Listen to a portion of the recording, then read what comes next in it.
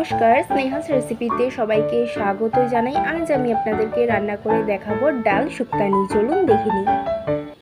তার জন্য মুগ ডালটা ভিজিয়ে রেখেছি, আর এখানে গোল গোল করে তিতা করলাও কেটে নিয়েছি, আর সজনে ডাঁটা কেটেছি, আর ডুমো ডুমো করে লাউ কেটে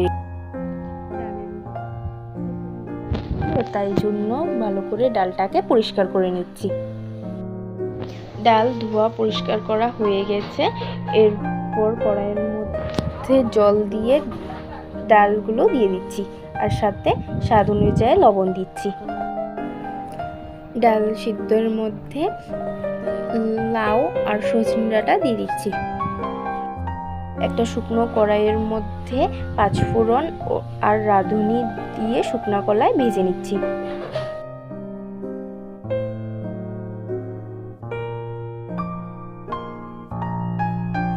ভাজা হয়ে গেছে, তুলে নিচ্ছি। এরপর কড়াইয়ের মধ্যে সর্ষের তেল দিয়েছি। তেলটা গরম হওয়ার পর হলুদ লবণ দিয়ে মাখানো তিতা করলাগুলো দিয়ে দিচ্ছি, দিয়ে ভেজে নেব। করলাটা ভাজা ভাজা হতে থাক, ততক্ষণে শিলনোড়াতে আদা আর পাঁচফোড়ন আর রাঁধুনিটা ভেজে রেখেছিলাম, এটা দিয়ে বেটে নেব।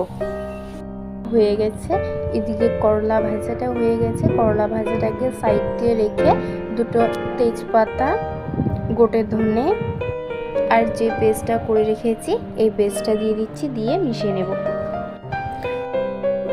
তারপর হাফ টিস্পুন হলুদ গুঁড়ো দিয়ে মিশিয়ে নেব। এরপর ডাল সিদ্ধটা দিয়ে দিচ্ছি। যারা যারা আমার চ্যানেল এখনও না সাবস্ক্রাইব করা থাকলে অবশ্যই করে নেবেন। আমার নিত্য নতুন ভিডিওগুলো সবার আগে আপনারা পাবেন। ডালটা ফুটতে শুরু করে দিয়েছে। 1 টিস্পুন ঘি দিয়ে মিশিয়ে নামিয়ে নেব। রান্নাটা হয়ে গেছে। ভিডিওটি এতটুকুই রইল। ভালো লাগলে লাইক, কমেন্ট, শেয়ার, সাবস্ক্রাইব করে দেবেন। ভালো থাকবেন, সুস্থ থাকবেন। ধন্যবাদ।